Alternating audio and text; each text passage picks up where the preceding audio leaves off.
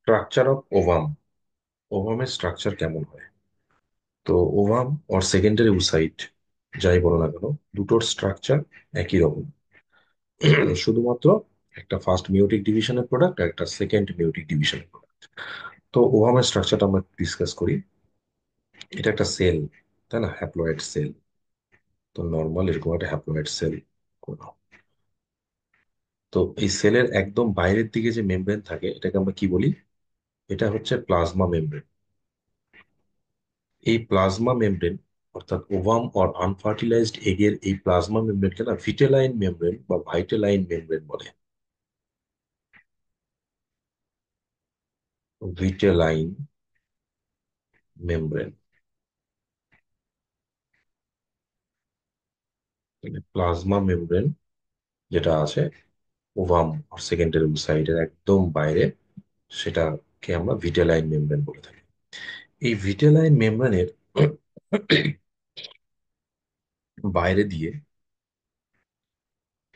আরেকটা membrane developed হয় during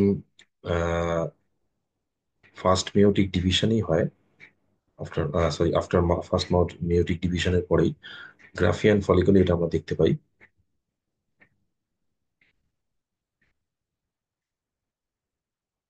যেটাকে আমরা বলে থাকি জোনা পেলুসিডা।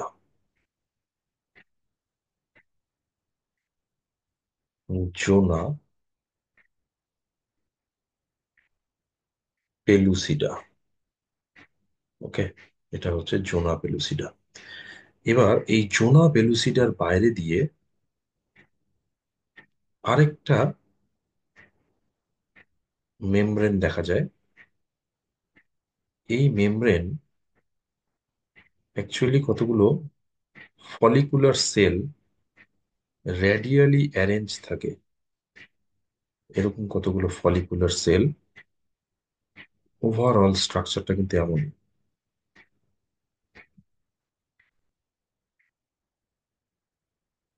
Radially arranged, peripherally attached follicular cell. So these are actually follicular cell.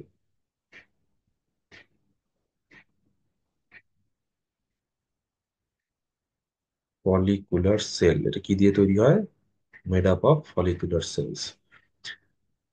এবার এই ফলিকুলার সেলের মাঝের জায়গাটায়, যে জায়গাটা তুমি ফাঁকা দেখছো, এখানে একটা সিমেন্টিং ম্যাটেরিয়াল থাকে।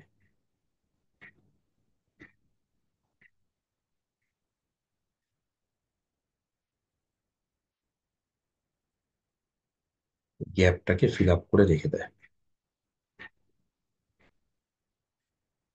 দেখো পেরিফেরালি এরকম থাকবে, টোটালটা কভার থাকে। আমি একটা পার্ট দেখাচ্ছি, এটা কিন্তু টোটালটা কভার করে আছে।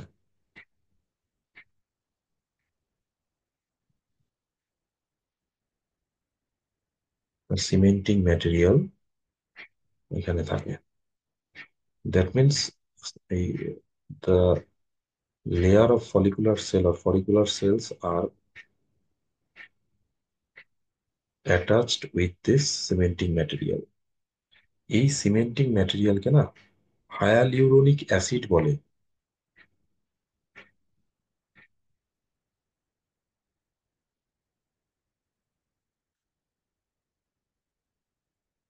হায়ালিউরোনিক অ্যাসিড। ওকে, তার মানে কি দেখলাম? ফলিকুলার সেলগুলো হায়ালিউরোনিক অ্যাসিড দিয়ে অ্যাটাচড হয়ে, এটা কিন্তু চারিদিকেই থাকে এরকম, আমি টোটালটা দেখাচ্ছি না, এরকম টোটালটা সারাউন্ড করে থাকবে। একটা পার্ট দেখালাম, সেম স্ট্রাকচার হবে। তো এই যে লেয়ারটা তৈরি হলো না, এই যে লেয়ারটা তৈরি হলো, থার্ড লেয়ার অফ মেমব্রেন, যেহেতু এখানে ফলিকুলার সেল রেডিয়ালি অ্যারেঞ্জ থাকে, কোনো কিছু রেডিয়ালি অ্যারেঞ্জ লম্বালম্বি ভাবে আছে এবং সূর্যের ছটার মতো আছে, এই জন্য এটাকে কোরোনা রেডিয়েটা বলে। কোরোনা মানে ছটার মতো, সূর্যের যেটা সানরাইজ যেটা ছটাটা দেখতে পাই, তো লুক লাইক দ্যাট, এই জন্য এটা এই লেয়ারটাকে বলা হয় কোরোনা রেডিয়েটা। কোরোনা রেডিয়েটা। তাহলে একদম ইনার মেমব্রেনটার নাম হচ্ছে vitelline membrane, that is plasma membrane, nothing but. তারপরে থাকে জোনা পেলুসিডা। তারপরে যে সেলের লেয়ারটা, এটাকে কোনা রেডিয়েটা বলা হয়। Corona radiata cell are made up of follicular cell. Follicular cell are by cemented by hyaluronic acid. Okay. তো এই হচ্ছে ওভাবে তিনটে মেমব্রেন। এবার এখানে একটা বলার বিষয় আছে। জোনা পেলুসিডাকে না প্রাইমারি মেমব্রেন বলে। 1 ডিগ্রি লিখলাম, চলো।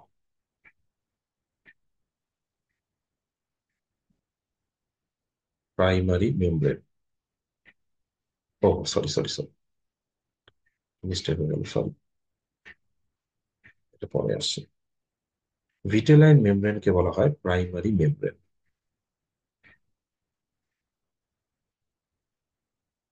জোনা পেলুসিডাকে বলা হয় সেকেন্ডারি মেমব্রেন। চলো, তোমার এখন কি মনে হবে? যেহেতু এটা পর পর আছে, এটা আগে, তাই জন্য প্রাইমারি, জোনা পেলুসিডা সেকেন্ডারি, তাহলে করোনারি এটাকে কি বলবো? টার্সিয়ারি। এমনটা নয়, এই মেমব্রেনের ডেফিনেশন এরকম নয়। এটা প্রাইমারি মেমব্রেন, জোনা পেলুসিডা সেকেন্ডারি মেমব্রেন, করোনা রেডিয়েটারও কিন্তু সেকেন্ডারি মেমব্রেন। কেন? আগে বোঝো প্রাইমারি মেমব্রেন কাকে বলে। প্রাইমারি মেমব্রেন কি? প্রাইমারি মেমব্রেন সেগুলোকে বলো, এটা একটা জেনারেল ডেফিনেশন, বোঝো যে কোনো জায়গায়। Primary membrane, that means membrane secreted from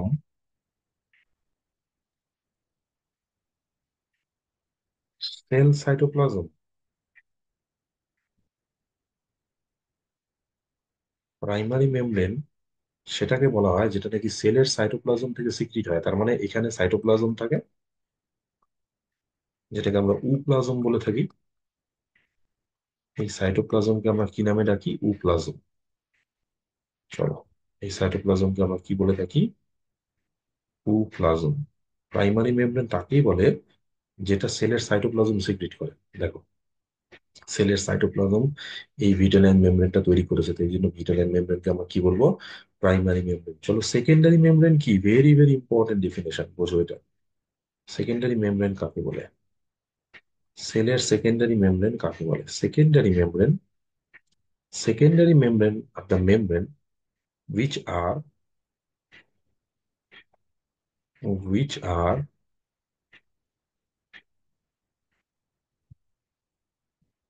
made up of follicular cell,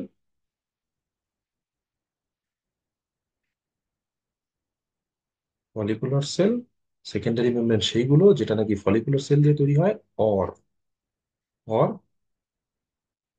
সিক্রিটেড। ভালো মতো বোঝো, এই জায়গাটা খুব ইম্পর্টেন্ট। সিক্রিটেড ফ্রম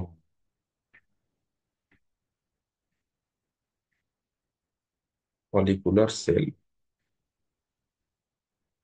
দেখো কি বললাম, হয় এই মেমব্রেনটা ফলিকুলার সেল দিয়ে তৈরি হবে,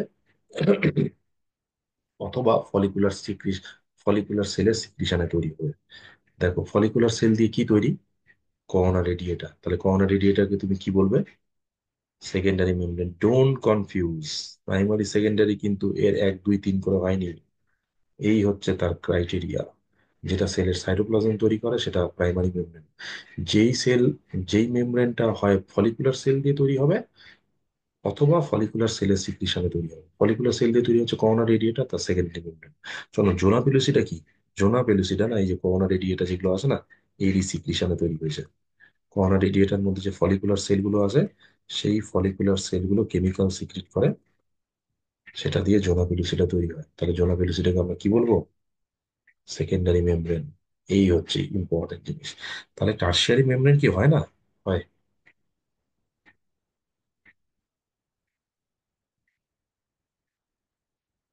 টার্সিয়ারি মেমব্রেন কি হয় না? টার্সিয়ারি মেমব্রেনও হয়।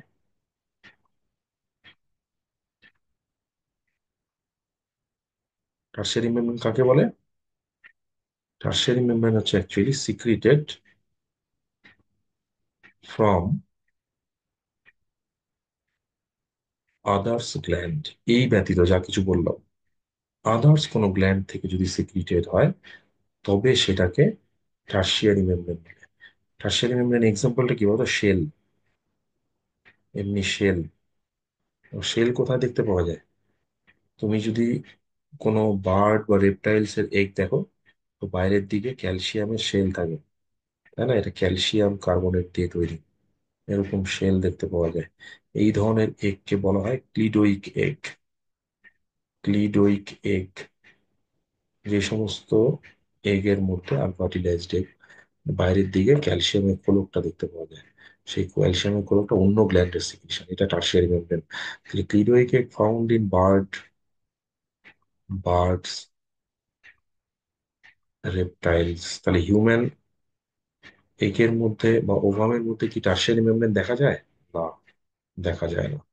তাহলে হিউম্যান ওভামের মধ্যে তিনটে মেমব্রেন দেখতে পাওয়া যায়, একদম ইনার মোস্ট ভিটেলাইন মেমব্রেন, নেক্সট জোনা পেলুসিডা, তারপরে কর্না রেডিয়েটা। কর্নার রেডিয়েটার সেলগুলো ফলিকুলার সেল দিয়ে তৈরি হয়। ফলিকুলার সেলের মাঝে এরকম ধরনের সিমেন্টিং ম্যাটেরিয়াল থেকে হায়ালুরোনিক অ্যাসিড। যখন স্পার্ম আসে তোমরা পূর্বে, স্পার্মের অ্যাক্রোজোম থেকে হায়ালুরনিডেজ সিক্রিট করে, যেটা হায়ালুরোনিক অ্যাসিডকে ডিজলভ করে দেয়। তার ফলে এখানে প্যাসেজ তৈরি হয়, এই প্যাসেজটার মধ্যে দিয়ে স্পার্ম প্রসিড করে এবং সেটা জোনা পেলুসিডাকে টাচ করে, দেন একে পেনিট্রেট করে ভেতরে গিয়ে ফার্টিলাইজ করে। তো এটা আমরা ফার্টিলাইজেশনে করবো। এই গেল ওভামের এনভেলপ। এবার চলে আসি ভেতরের জায়গায়, ভেতরে কি থাকবে? তো ভেতরে তো ডেফিনেটলি আমরা জানি নিউক্লিয়াস থাকবে একটা।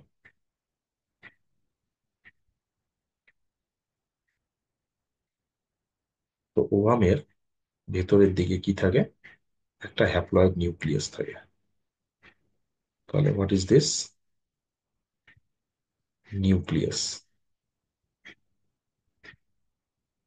Haploid nucleus. আচ্ছা চলো এর ক্রোমোজোম অ্যালাইনমেন্টটা দেখি কেমন হবে। 22 অটোজোম প্লাস অনলি এক্স, যেহেতু এরা হোমোগ্যামেটিক। তাহলে এটা হচ্ছে একটা হ্যাপ্লয়েড নিউক্লিয়াস থাকে। দেখো নিউক্লিয়াস কিন্তু মাঝে থাকে না, নিউক্লিয়াস একটা সাইডে সরে থাকে। আর এর সাইটোপ্লাজম, যেটাকে আমরা উপ্লাজম বলি না, এই সাইটোপ্লাজম একটু নিউক্লিয়াসের মোটামুটি ভাবে অপোজিট দিকে থাকে। এখানে একটা জিনিস বলার, এই জায়গায় কিছু ইয়েলো কালারে দেখাচ্ছি, মানে নিউক্লিয়াসের অপোজিট ডিরেকশনে সাইটোপ্লাজমের মধ্যে কিছু ইয়েলোইশ সাবস্টেন্স দেখতে পাওয়া যায়। যদিও এটা হিউম্যান এগে একেবারেই থাকে না, এটাকে আমরা বলে থাকি ইয়ক, কুসুম যেটা, is are more prominently found in birds or reptiles. ইয়কটা কিন্তু রিজার্ভ ফুড, রিজার্ভড ফুড। যদিও এটা হিউম্যান এগ এর মধ্যে থাকে না, এই জন্য হিউম্যান এগ কেমন হয়, হিউম্যান এগ না আলেসিথাল হয়, কম থাকে বা একেবারেই থাকে না। হিউম্যান ওভাম বা এগ যা বলবে, এটা আলেসিথাল হয়। আলেসিথাল মিনস উইদাউট ইয়ক, থাকে না বেশি, উইদাউট ইয়ক, ইয়কের পরিমাণ কম থাকে। ওকে, এবার দেখো,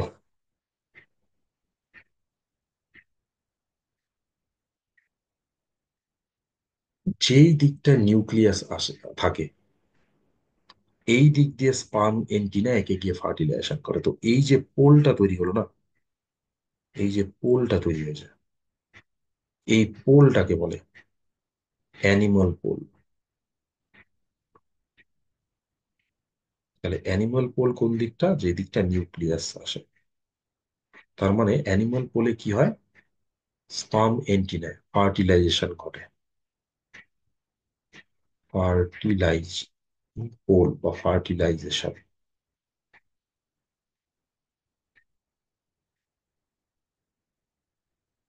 টেক্স প্লেস। ফার্টিলাইজেশনে কি হয়, ওভামের নিউক্লিয়াসের সঙ্গে স্পার্মের নিউক্লিয়াসের ফিউশন হয়, অ্যামফিমিক্সিস হয়। ঠিক আছে? তো এই ঘটনাটা হচ্ছে অ্যানিমাল পোলে ঘটে। আর অপোজিট ডিরেকশনে যে জায়গাটা দেখতে পাচ্ছ না, ইয়ক থাকে বা উপপ্লাজম ডিপোজিট আছে, এই যে পোলটা, এই পোলটাকে বলা হয় ভেজিটাল পোল। Vegetal pole. তাহলে ভেজিটাল পোলকে আমরা কি করে কনসিডার করব? ভেজিটাল পোল যেখানে হচ্ছে more cytoplasm, more cytoplasm as well as yolk. এইটা একটা ক্রাইটেরিয়া, আরেকটা ক্রাইটেরিয়া শোনো। দেখবে যখন মেয়োটিক টু হয়েছিল সেকেন্ডারি ওসাইটের, মেয়োটিক টু এর পর কি দেখতে পাই? একটা ওভাম জেনারেট হয় আর একটা সেকেন্ড পোলার বডি জেনারেট হয়। তো সেকেন্ড পোলার বডি না ঠিক এই রিজিয়ন থেকে জেনারেট হয়, এই জায়গাটা দেখায়, এইখানকার রিজিয়নের মধ্যে থেকেই সেকেন্ড পোলার বডিটা, তো একটা নিউক্লিয়াস থাকে এখান থেকে রিলিজড হয়। তাহলে ভেজিটাল পোল কোন রিজিয়ন? যেখান থেকে সেকেন্ড পোলার বডি, এটা তো আমরা চিনতে পারি, রিলিজিং, রিলিজিং